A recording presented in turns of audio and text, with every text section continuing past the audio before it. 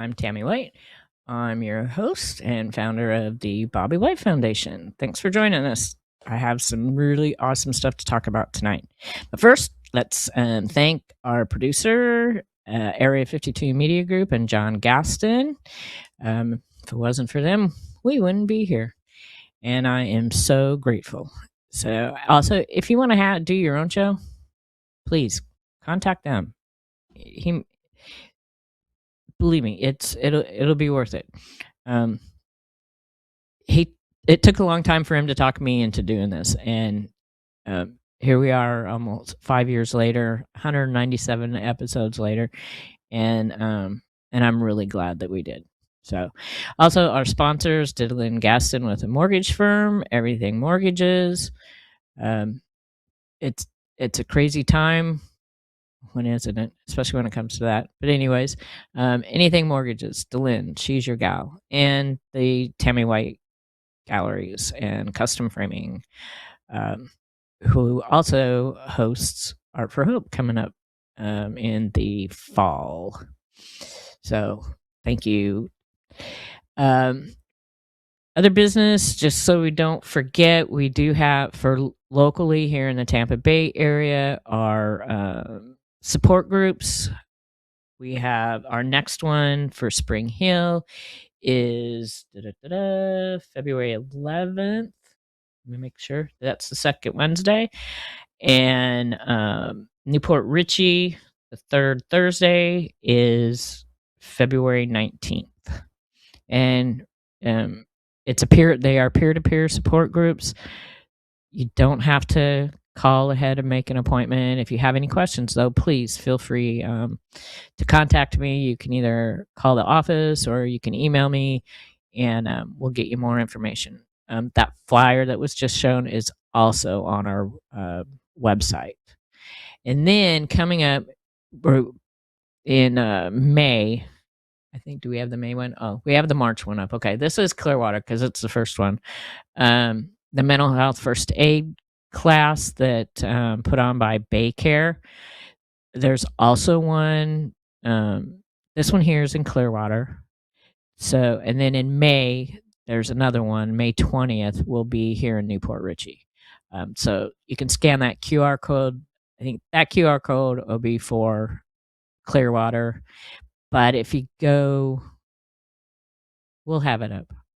I don't know if I've put it up or not yet, but we'll have it up so that it'll just make it easy to scan the QR code for Newport Richie. But anybody in Tampa Bay, it is in person. So, and it's all day, and you need to be there all day. But believe me, it is worth it. We did this a couple of years ago when we partnered with Baycare, and we had the class limit is 35, and the feedback from the people that attended was amazing. They were very, very glad that they took time out of their day to attend. So we're kind of, even though we're 3/4 of the way into January, we're still we started out this year with kind of like a new year, new hope kind of like theme. So we're kind of continuing that a little bit. So a new year brings new hope. I'm running that through my head a lot because for me, that's I'm trying to keep that momentum going for me, and hopefully, it can help others. I kind of started feeling that like towards the end of December when I really started digging in and working on plans for the show and for the foundation for this upcoming year, and feeling really good and positive about it. So, and which is kind of weird too, because, and this is all part of it, coming into this new year brings up, or we're coming into the 10th anniversary of losing Bobby to suicide. And this past week, I thought about it a lot more because one of my younger great nieces, she just turned 14 years old on Sunday. And this is the little one. is the one who turned 14. That's Josie and her sister Haley. And Josie was only 4 years old when we lost Bobby. And I was supposed to go to their house last night for dinner and bring her gift. But Haley, the older one, and she's 18 now, and going to college, has type A flu. So I wasn't able to go. But ironically, I was talking to Josie on Sunday for her birthday, and was talking to her mom. Didn't even mention it. Haley, the older one, she works part-time at this restaurant that we all like. And I was going to ask if she was going to be working because my neighbor's family from Colorado was down here, and we always go out to dinner at In on the Golf is our favorite restaurant, my favorite restaurant. Bobby and I used to go there a lot. We'd go there on birthdays, my birthday, our anniversary. And anyway, so I was going out to dinner with my neighbors, and we go down. We have reservations and all, and we're being seated. And I wasn't, paying attention. I was getting ready to sit down, and I get a tap on my shoulder. I turn and look, and there's my nephew's entire family. That last picture was Josie and Haley at the restaurant that night. So we'll have to get together again later. But it just seems surreal, the time that has passed. So I remember that last Christmas. Bobby didn't come to Christmas, our Christmas Eve with the family, and it was at my nephew's house. His family had taken over Christmas Eve after my in-laws passed away, and so we called Bobby so the girls could talk to him. And Josie she hadn't even turned 4 yet, but I distinctly remember her having like this really heartfelt conversation on the phone with Bobby, and how she really wished that he had come to Christmas Eve, and how much she missed him, and it was just really cool to hear, because at that point she was somewhat shy, not totally, but somewhat shy, and just to hear her speak like that was just amazing. And then a few months later he's gone, and he's missed so much of these 10 years, how these girls have changed. My nephew and his wife have just done an amazing job with them. And but Bobby's always been a part of their lives too. When they got, not in the beginning, when they got older, to understand what had actually happened. Excuse me, 'cause Haley had participated in Art for Hope by the time she was like, I think she was 11. So it was a few years after Bobby had died, and then Josie started participating too. So I don't know. It just makes me reflect and a little emotional about it, because they're just such beautiful girls. So that's what happened this week. Besides getting out into the community and reintroducing the foundation into the community, and with our volunteers, that's going to be continuing. So it's been really busy. Last week we had touched on a little bit more than touched on, I guess, mindset. And I was talking about this gal, Alia. I got to figure out how to pronounce her name. She was on an episode with Mel Robbins talking about mindset. And this kind of comes into, what I'm thinking about, for this new year. And some of this, I got to get this so I can see,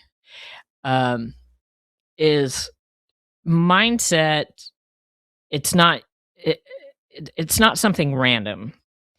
And it's, I've been reading so much about this.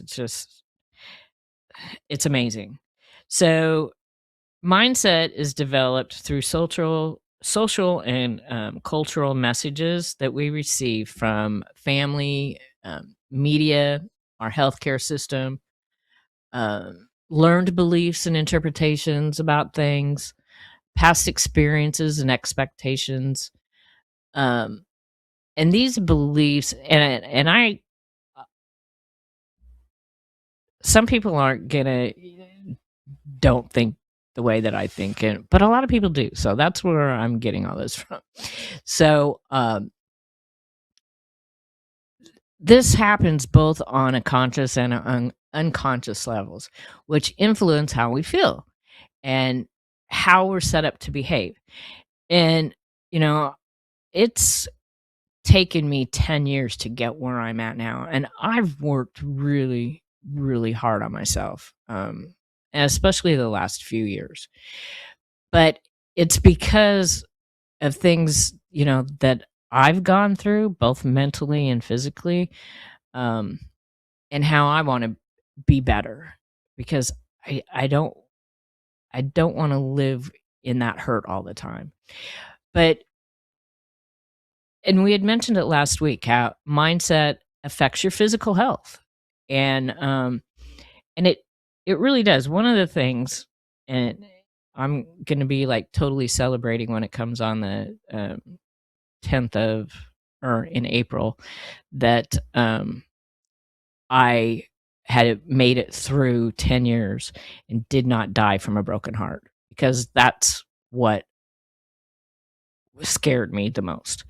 Now, Leia has this, she also has this podcast, and we're going to have all this information so that you can go directly to this, so you can get more information than I can give you in our short period of time. So it affects your health, stress, exercise, food. But why does it matter? It's not soft psychology. And Dr. Crum says that the central mechanism in how health outcomes, one that healthcare systems can leverage to motivate positive behaviors and improve treatment and results. And I truly believe this. And we went through this quite a bit with Bobby in the early stages of his MS. But she has examples here, like doctors and caregivers can shape how patients interpret symptoms and side effects to improve recovery. And the message that people get makes a difference. Public health messages that reinforce positive mindsets, such as healthy food is enjoyable, because everybody thinks healthy food is really crappy and tasteless and tastes like hay. It's not if it's fixed properly. And reinterpret what stress is, how stress can be growth, and positive reinforcement is way better and more effective than fear-based messages. So all this stuff is just really so important, and it's helped me, especially in the last several months, where I've really done more of a deep dive into it. The last 6 months, where in the morning I meditate, in the evening going to bed I meditate. And one of these things that she had on, and I think it was on the Mel Robbins interview, where how people's mindset changed how their bodies reacted to different foods. And you're gonna have to watch it to get the full effect, but I'll try and explain it. Is they and it has to do with the placebo effect. So they had these milkshakes, and they were labeled differently, and they were the exact same milkshakes, and they were giving them to the participants. And one time they were given to them, and they were measuring all this different scientific stuff. They gave him the milkshake, and they told him it was a healthy milkshake, that, it's going to do great things for him, and blah, blah, blah, blah. So the people went in, they're drinking the milkshake. They have this mindset that these milkshakes are super healthy for you. And it also it affects their brain waves too. And so they did that test and everything came up like, oh, really positive. They drank more of the milkshake than when they did the second test, and they told them that this was an indulgent shake, and it's got all these calories, but it tastes really super good, and all this stuff making it indulgent and heavy and full of fat and just luxurious. The exact same milkshake, but they were fed different information, and the effects were like totally opposite. They drank much less of the shake, whatever their testing mechanism, it totally changed.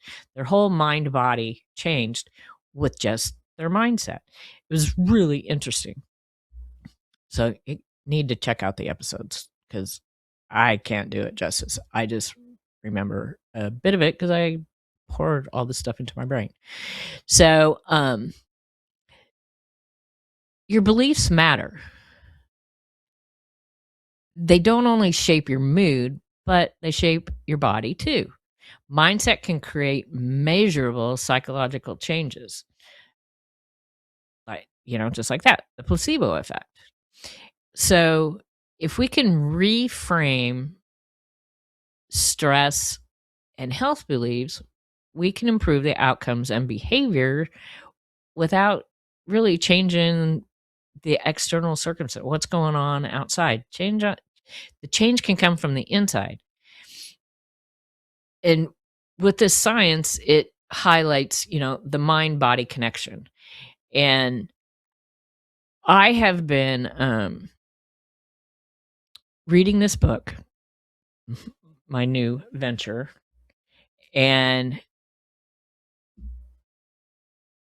because last week we spoke about how the mind and the heart and the mind body, how it's connected.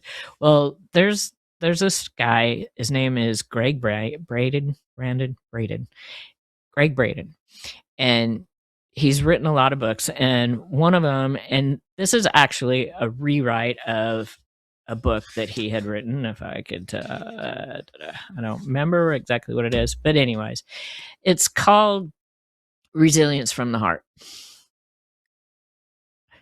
And it talks about how the heart and the brain are connected. And it goes back to mindset again. Our mindsets, the beliefs that we hold, well, it's the same thing, the food, the stress, but we can expand all this, and it all ties together to emotion-centered resilience. Now, you're going to think of it in a different way. It's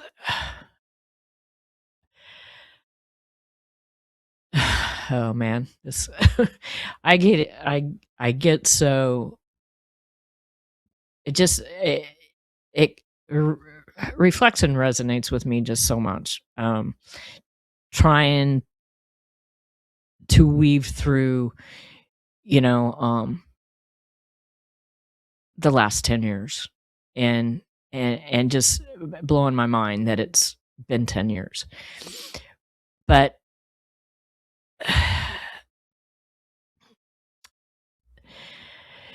okay, I gotta hold my breath here. Okay, so the heart has intelligence.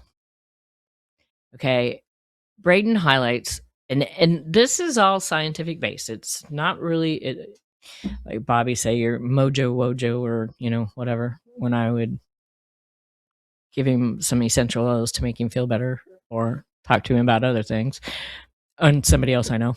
But anyways, the heart has intelligence, not just our brain. They work together.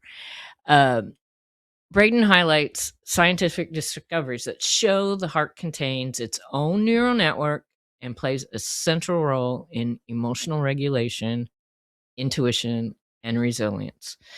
The heart intelligence acts as a kind of internal guidance system that helps us interpret emotional and physical challenges with clarity and coherence. Really. Just like mindset shapes how we perceive and respond to stress or pain from Dr. Crum's work, heart intelligence gives us resilience that is felt. It's not just a thought. This helps people move from a place of fear to one of grounded and embodied strength. We're living in times of extremes, both personally, community wise, worldwide. So Braden talks about, the challenges, unique challenges of what we're going through right now. Rapid change, social uncertainty, emotional strain. These are extremes that they're not meant to overwhelm us, but to catalyze a deeper level of resilience.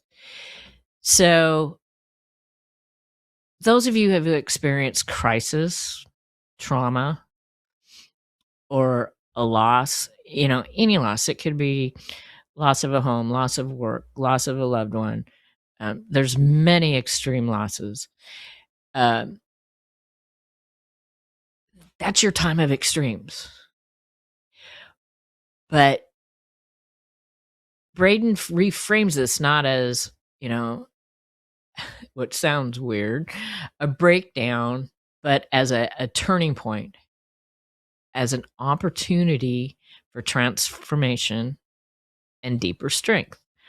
And people say, I don't know how you can do that. You are so strong. And those of us that are in the midst of it, we're like, oh my God, you don't have any idea. No, I'm not strong, But if we can reframe it in our own mind and our own mindset, resilience is practical. And it has observative components. And I've always, during different times in my life, I always felt that I was resilient.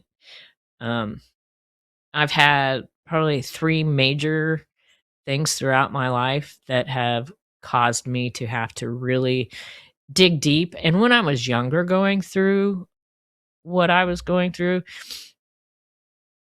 I wasn't as much in my mind as I am now. I guess just because I've gotten older and I've gone through some very major experiences in my life. But anyway, some of the qualities, and this is includes our communities too. Because we're not in this on our own. And I always have said, now what did I always say? We don't heal, we don't heal just with us by ourselves. It takes, we heal within our community. The community has been a major asset for me. So adaptability instead of resistance. Spare capacity, which means reserves of emotional, social, and physical resources. Learning and feedback, using our experiences to grow.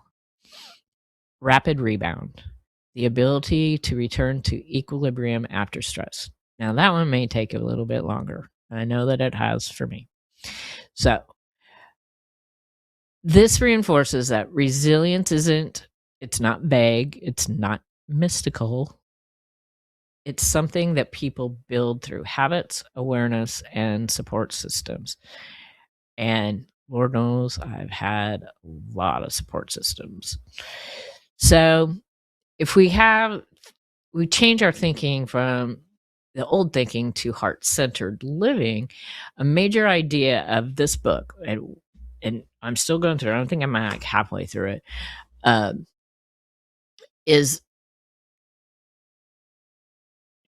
don't think of the outdated ways of thinking, which is rigid logic, fear, and disconnection. And that true resilience requires holistic thinking, the head and the heart, because it is connected.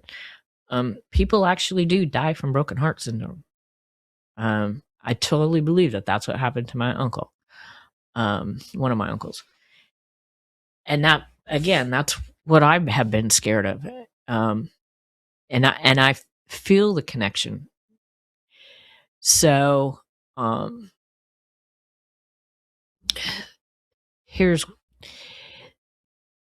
this is really important. So anyone that is navigating with suicidal thoughts, loss, even recovery, heart-centered resilience offers a hopeful shift. Not just surviving through alone, but thriving through integrated awareness, where compassion, intuition, and meaning matter. Really. So practical heart-based principles highly tied to healing, heart-centered awareness, thriving in the midst of challenge, which is growth through adversity. Resilience beyond survival, which is true resilience, isn't just returning to normal. It's about transforming your pain into a deeper emotional strength, wisdom, and connection to self and others. So just, kind of think about that. Resilience isn't just surviving adversity. It's about evolving through it. Let's see how much time we have. Oh my God. You're not keeping up with my time. Oh my God. So the heart isn't weak or fragile. It's intelligent, adaptive, and capable of guiding us through life's darkest moments. In the end. And I'm not going to get it. If today feels heavy, you don't have to carry it alone. Help is available and your life has value, even when it doesn't feel that way. Keep these numbers in your phone. You could be the one to help someone. 988 for US listeners. Remember, there's always hope.